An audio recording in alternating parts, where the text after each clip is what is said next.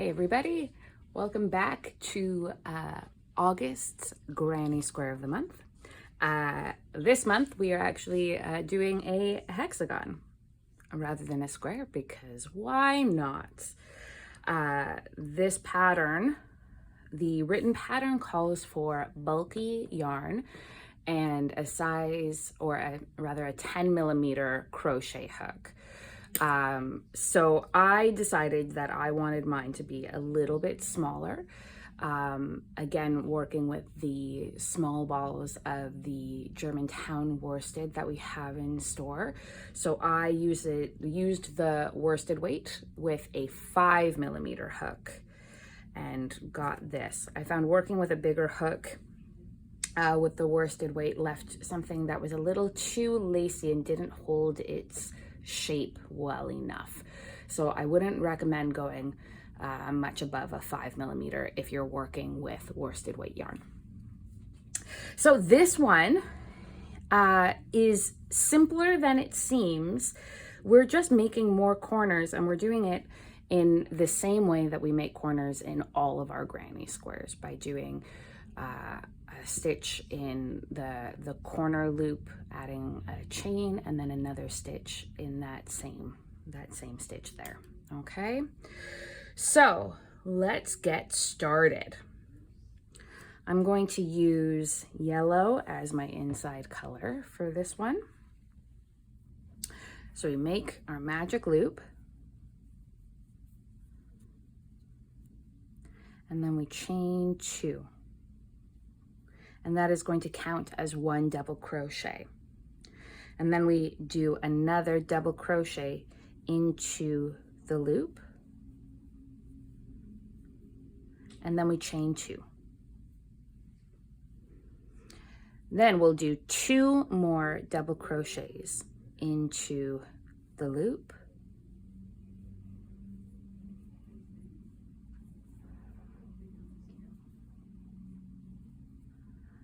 and chain 2, and we're going to repeat that 2 double crochet, chain 2 pattern until we have 6 groups of 2 double crochets in that center loop.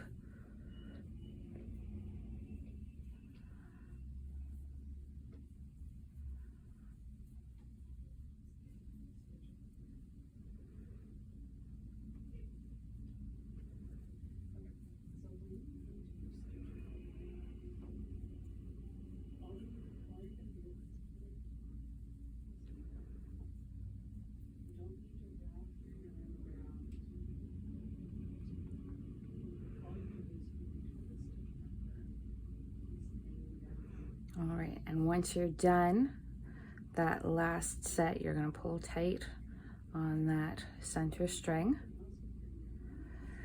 and you're going to join into the second chain of your first chain 2. So 1, 2 there. You're going to join by putting your hook through that and doing a slip stitch. And there we go. That is the center of our hexagon, our first round.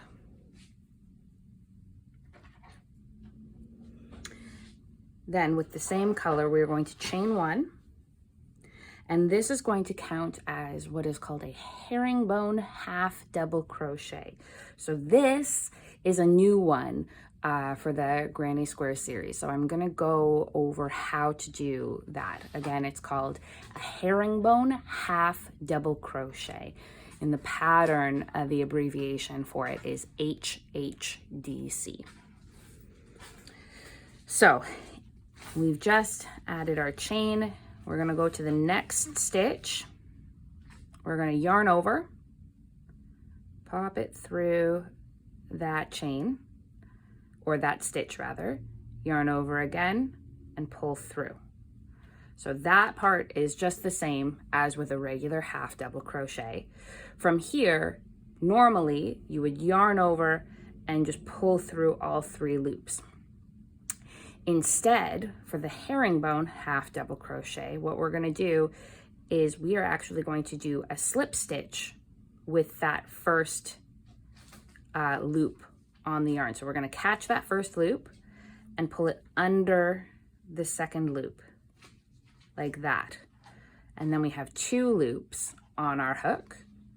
We yarn over and pull through both. And that is a herringbone half double crochet. Okay, so we're going to do another one of those. This whole round is just the herringbone half.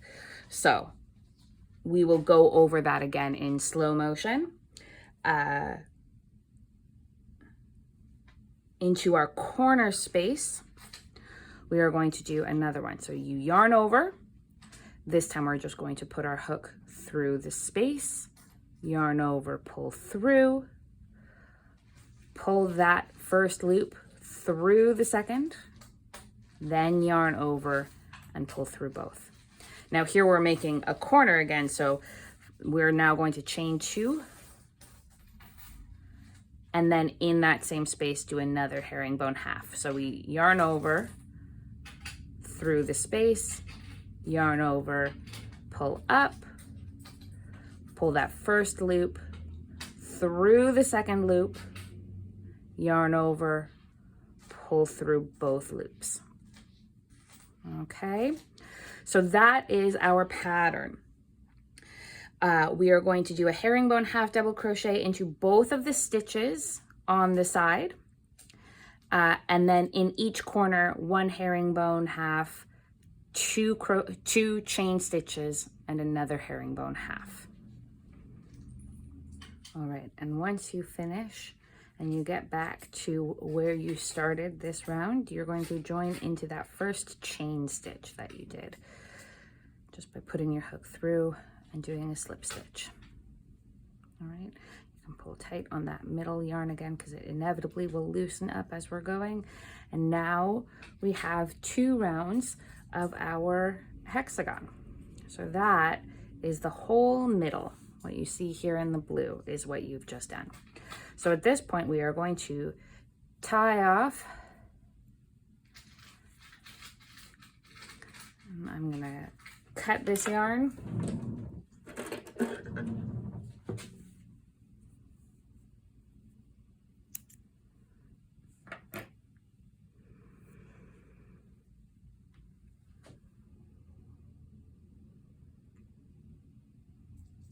And then we are going to start with our outside color. So we're going to start by making a slip knot. And then we are going to put our hook into the stitch directly to the left of one of the corner spaces of our hexagon. So here is my corner space there. This is my stitch directly to the left. So I'm going to pop my hook in there. I'm going to slide my slip knot onto my hook, and then I'm going to pull it up and through. Okay. And then I'm going to chain 2. 1, 2. And this is going to count as a double crochet. And then I'm going to double crochet into each stitch across the side. So here's our first one. I'm going to go to the next, do a double crochet, into the next one, and into that last one there. Okay, so we've got our chain 2 that acts as a double crochet, and then 3 more double crochets there, and then we're at our corner. So we're going to double crochet once into the corner space, chain 2, and then another double crochet into that corner space. Okay, and then that is the pattern all the way around.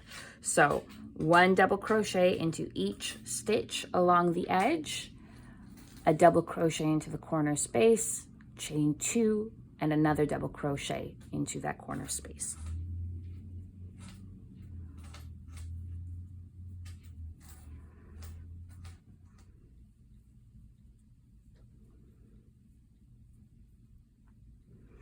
All right, so Sometimes I find that when I come to the side where I have joined the previous row, because of that slip stitch, it can be a little tricky to find where I am supposed to put my hook.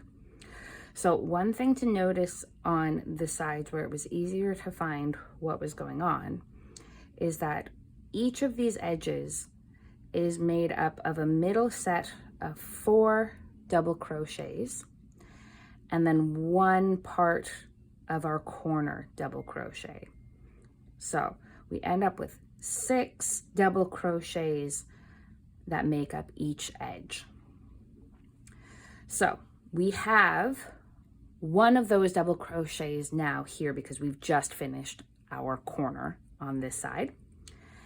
And we are going to work across this edge and join to this side. And this side has 1, 2, 3, 4, 5 double crochets. Okay, so this is the last corner that we're going to work, and we can tell that pretty easily because it's a bigger space. And we've got this double crochet here. So you need to be able to find 4 stitches to put your hook through and make 4 double crochets along this edge. If you're not exactly sure where your hook goes for that, don't worry too much, as long as, and you can try it, you can pull it out and try it again, as long as by the time you finish, your stitches look relatively even across that edge. Then you're all set to go.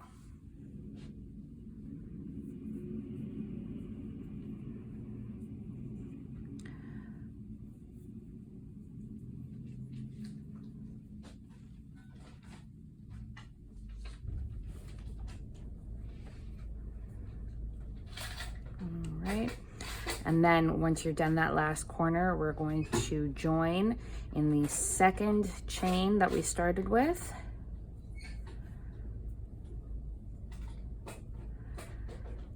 And then we tie off. And you are done your hexagon granny square. So I did find that this one did need some blocking. As you can see, it is a little bit lumpy to start, and it does want to bend quite a bit, but once everything relaxes, it does lay itself down quite nicely. And the written pattern also comes with instructions on how to do just half of the hexagon so that you can make some patterns with these and still have that flat edge created by just a hexagon half. All right, there you go, everyone. I hope you enjoyed August's granny square, and I'll see you next month. Bye.